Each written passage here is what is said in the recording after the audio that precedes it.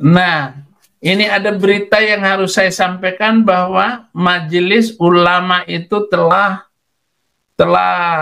mengirim orang untuk menghabisi saya dan mengeluarkan uang banyak itu, MUI itu. Ya, ini berita terbaru, saudara-saudara. Nggak ada. Kan bohong. Bohong. Ya Hadi, ya Bashir, ya Tabibi, Nabiyullah, khairul khalqi jami'an, lahu a'la manasibi wal marati, salatullahi ma lahat kawaki, ala man khayri ma. Once again, I try. Bismillahirrahmanirrahim. Assalamualaikum warahmatullahi wabarakatuh. Kamu muslimin yang dirahmati Allah, semoga Allah senantiasa curahkan segala rahmat, segala nikmat yang berkepanjangan dan tiada berhujung dari dunia hingga akhirat, insyaallah. Dan Allah pun kumpulkan kita para kaum muslimin di bawah naungan aras Allah, beserta para nabi, beserta para orang-orang yang Allah kasih, Allah sayangi, Allah cintai, insyaallah, di bawah naungan aras Allah pula, di mana tiada naungan selain daripada naungannya, insyaallah. Amin amin Allahumma amin. Kaum muslimin, pada kesempatan sore hari ini ya, menjelang berbuka puasa ini, kita sambil menunggu berbuka puasa ya, kita senam wajah dahulu ya, yang dimana kita akan mendengarkan celotehan si Udin pendeta Plukus Suntur yang dimana hanya curhat dan curhat, tidak ada lain, tidak bukan hari-hari penginjilannya ya, yang konon katanya tiada hari tanpa menginjil. Penginjilannya hanya curhat dan curhat saja, tidak ada memberitakan apa-apa terkecuali curhat. Oke, demikian kaum muslimin videonya. Semua terjadi karena pertemuan Nabi dengan orang Kristen, diajak oleh beliau bermubahalah. Mubahalah itu berarti sumpah siapa yang salah mati, yaitu sumpah antara kedua kelompok yang bertikai berupa kutukan dari Allah, siapa yang salah akan mati su'ul khotimah. Dan itu terjadi bulan Oktober tahun 632 M. Menurut catatan sejarah, beliau mengirim surat kepada kepala suku Nasrani Najran untuk masuk agama mereka ataupun membayar jizyah, pajak nyawa, kalau mau aman. Jizyah adalah uang jaminan keamanan kepada beliau, Nabi, jika tidak mau diganggu. Menanggapi surat itu, utusan Kristen datang menemui Nabi di Madinah, dipimpin oleh pendeta Abdul Masih. Tatkala bertemu Nabi, mereka membahas tentang Yesus, apakah dia Nabi atau reinkarnasi Tuhan. Nabi bilang bahwa Yesus hanya sekedar Nabi biasa. Quran surat ketiga ayat 59, Inna mathala Isa indallah kamathali Adam khalaqahu min turab Tsumma qala lahu kum fayakun. Sesungguhnya perumpamaan kejadian Isa al-Masih bagi Allah seperti penciptaan Adam.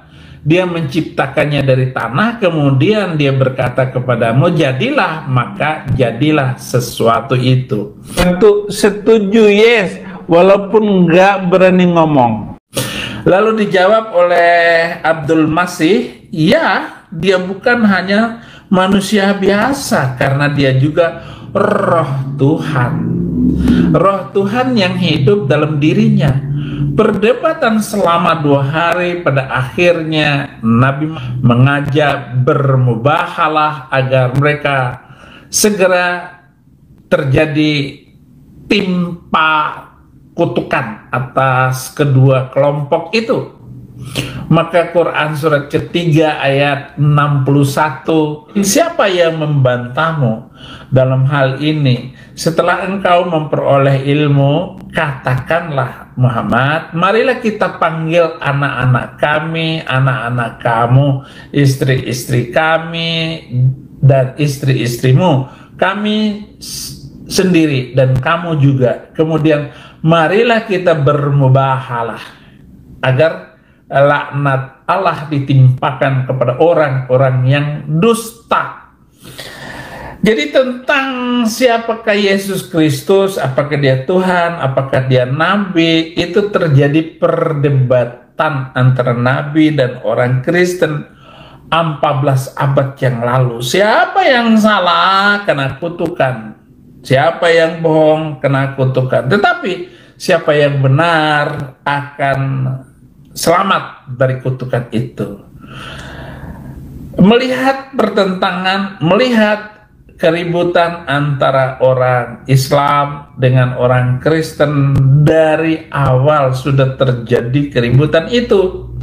Sekarang kita akan melihat bagaimana tentu saja orang Nasrani tidak akan menyetujui mubahalah, karena orang-orang Nasrani takut menghadapi mubahalah.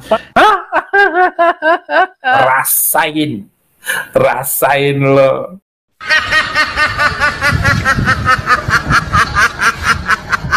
Karena akibat bahwa tidak ada orang Kristen yang menjawab tantangan mubahalah sampai hari ini. Tentu saja orang-orang Kristen tidak akan menyetujui mubahalah, karena bahwa orang-orang Kristen takut menghadapi mubahalah. Ayat-ayat Alkitab dengan banyak ayat itu kan bohong. Untuk setuju yes, walaupun nggak berani ngomong. Rasain lo.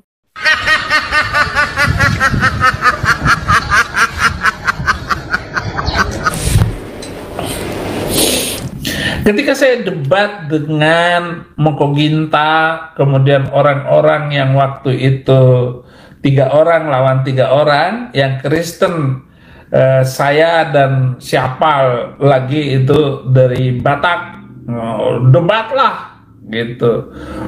Tiba-tiba ada penonton yang datang membawa botol, ini isinya racun Pendeta Saifuddin Ibrahim, minum katanya gitu. Lah kamu aja yang minum, saya bilang begitu. Rasain lo.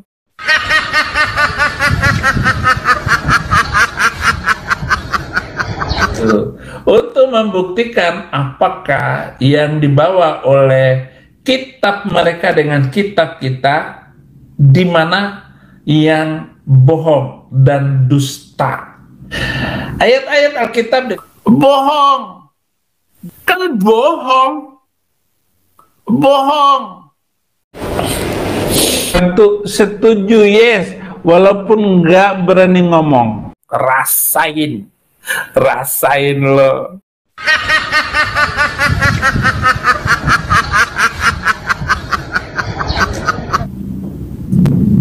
Silakan aja Anda mengutuk saya di dalam pelayanan saya, di dalam khutbah-khutbah saya, silakan aja. Tapi siapakah yang kena kutukan? Saya dan orang Kristen akan mati su'ul khotimah. Untuk setuju yes, walaupun nggak berani ngomong. Rasain lo.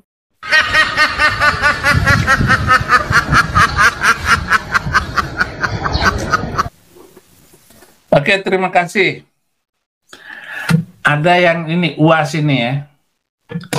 UAS bilang Kristen itu agama rusak, disalib ada jin. Untuk setuju yes, walaupun nggak berani ngomong. Ketika polisi datang bertemu dengan saya untuk rencana membawa saya dengan janji-janji macam-macam lah, janji biasa, janji polisi. Jangan percaya, saya nggak mau percaya.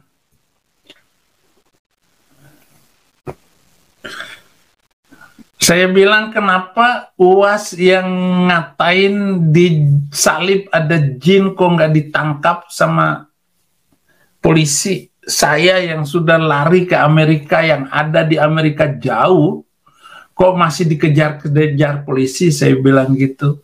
Rasain lo, Pak Pendeta. MUI itu malunya itu sudah diubun-ubun karena habis membongkar terus hadis-hadis dan ayat-ayat Quran itu. Kata dia, bohong, asal goblok, asal goblek, asal jeplak mulut. Nggak ada, bohong. Kenapa nggak ditangkap? Irene Handono, Rasul Kristen palsu, jahat, Alkitab palsu. Kenapa nggak ditangkap oleh polisi manusia macam begini? Halo, Pak Polisi, jawab dong. Nah, Felix Yao, Kristen itu penyembah berhala, Tuhan telanjang. Tentu setuju, yes, walaupun nggak berani ngomong.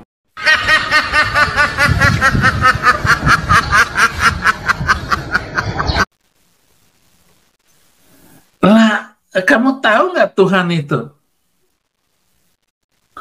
Memang kamu pernah lihat Tuhan punya baju, punya celana gitu? Hei Felix, lo masuk agama itu kan takut, karena hanya takut kan? Bernard Nababan, Alkitab buku porno, Kristen agama penipu katanya. Tentu setuju, yes, walaupun nggak berani ngomong. Kenapa polisi nggak nangkap?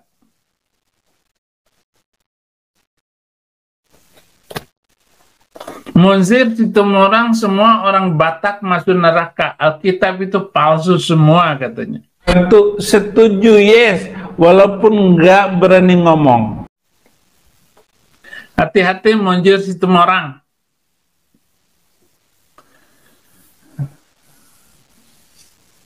Kayak nama Tuhan Kristen kawin, istrinya adalah Maria. Nandar Plukusuntur, Alkitab palsu, dan sebagainya, dan sebagainya. Tentu setuju, yes, walaupun nggak berani ngomong. Kenapa polisi nggak nangkap? Ini katanya, Saifuddin ancaman bagi umat beragama Indonesia. Tentu setuju, yes, walaupun nggak berani ngomong. Ini anak saya ini. Yang ini anak saya. Saddam Hussein ini anak saya. Pokoknya yang paling ganteng itu anak saya itu. Di antara semua gambar tadi itu. Nah.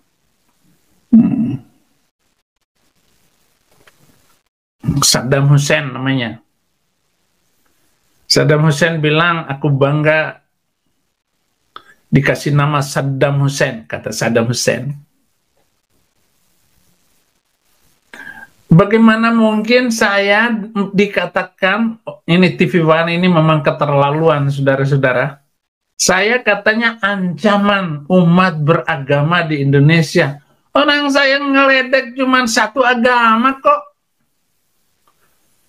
Ini judul terlalu manipulatif. Rasain lo.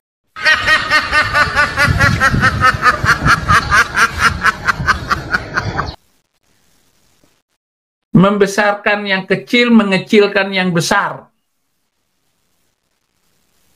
Ini TV One, ini TV kadronisasi. Ini ada Romo itu, ada pastor ngawur itu, sok. Ya, yang menjajah Indonesia dan negara lain semua orang Kristen. Tidak ada negara Islam yang menjajah dan ngajak perang. Tidak ada negara Islam menyerang negara Kristen. Ini dari orang yang Yunan Mo Realita. Nah, dia ini 3 jam yang lalu. Biarin aja. Rasain lo. Penonton saya ini luar biasa. Sebenarnya hukumannya tidak 10 tahun, hukuman mati itu baru adil. Pendeta Saifuddin Ibrahim bukan penggal palanya. Yang pantas padamu karena membela sejarah kebohongan tentang Yesus Kristus itu diakui oleh profesor tinggi teologi Kristen dunia Amerika. Jadi saya ini harus dipenggal, saudara-saudara. Untuk setuju, yes, walaupun nggak berani ngomong. Rasain lo. Ya, penggal aja lah. Kemarin saya tanyakan kepada penonton, nama-nama hakim yang mengadili dan memvonis 10 tahun MKC adalah Vivi Purnamawati SH MH, Rika SH MH, dan M. Iut Nugraha SH MH. Usia masih pada muda dan baru maksimal 40-an tahun. Nah, ini ada berita yang harus saya sampaikan bahwa Majelis Ulama itu telah mengirim orang untuk menghabisi saya dan mengeluarkan uang banyak itu, MUI itu. Ini berita terbaru, saudara-saudara. Nggak ada. Kan bohong. Maka kalian bisa melihat studio saya selalu berpindah-pindah. Ya, hanya jaga-jaga saja. Tetapi ini MUI dengan uang banyak, sama seperti saya. Saya tidak bersalah dengan apapun, dengan siapapun. Memang salah saya apa? Kok mau ditangkap dan dimasukin ke penjara? Ya, tapi ya kita harus ngomong aja, saudara-saudara. Rasain lo.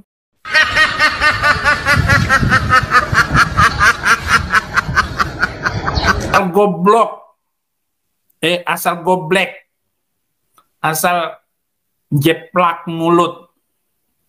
Nggak ada. Bohong.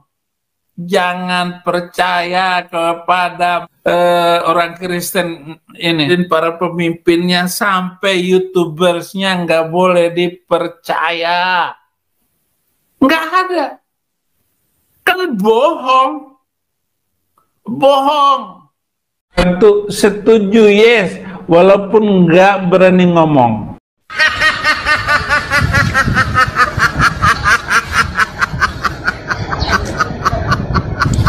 Demikian dari kaum muslimin yang mana si Udin nyeloteh entah kesana kemari entah apa-apa yang dikisahkannya.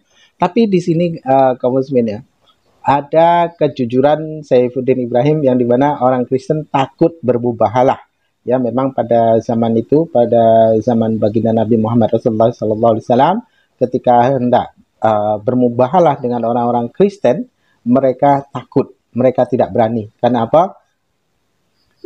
Karena keimanan kekristenan ya itu didasari dengan asumsinya pribadi, bukan datang dari Tuhan, dari akal-akalan mereka, dari asumsi mereka yang dimana itu diimani oleh orang Kristen ya, oleh karena bikinan mereka sendiri. Maka ketika diajak bermubahalah, maka mereka pun takut karena tidak yakin dari apa yang mereka buat ataupun apa yang mereka pikirkan dan apa yang mereka imani itu atas pemikiran sendiri tidaklah meragukan kebenarannya sendiri, meragukan pemikirannya sendiri, meragukan apa yang mereka buat sendiri. Jadi di sini Saifuddin Ibrahim keceplosan mungkin ya. Jadi untuk mencari kesalahan di dalam Islam mustahil dapat dijumpai. Saya rasa kalaupun Islam itu dapat dilemahkan dengan kelemahan-kelemahan, maka bukanlah Saifuddin Ibrahim orang pertama yang akan melakukan itu. Orang zaman dahulu sudah berkali-kali, bahkan ada yang mengaku nabi ya, yang pada akhirnya bikin surat yang konon katanya itu datang dari Tuhan, surat gajah. Jadi menceritakan gajah ada belalainya. Ya, semua seorang sudah tahu kalau gajah itu ada belalainya. Jadi bukanlah orang-orang seperti Saifuddin Ibrahim yang pertama kali untuk melemahkan Islam. Karena memang orang-orang dahulu orang-orang hebat, bahkan sekuler itu kurang apa ilmunya untuk mencari kelemahan Islam, tapi mereka tidak kunjung dapati hingga detik ini. Karena memang Islam itu dengan kitabnya yakni Al-Quran berserta hadis-hadisnya itu datang daripada Allah Ta'ala, yang dimana Al-Quran itu firman Allah, ketika hadis-hadis Nabi beliau sampaikan itu pun atas berdasarkan bimbingan Roh Kudus ya, yang datang dari Allah. Oke, demikian saja kaum muslimin yang dapat saya sampaikan, dan saya Firdausyani. Wassalamualaikum warahmatullahi wabarakatuh. يا هدي يا بشير يا طبيب نبي خير خلق جميعا له أعلى المناسب والمراتب صلاة الله ما لاحت كواكب على من خير ما Once again, I try.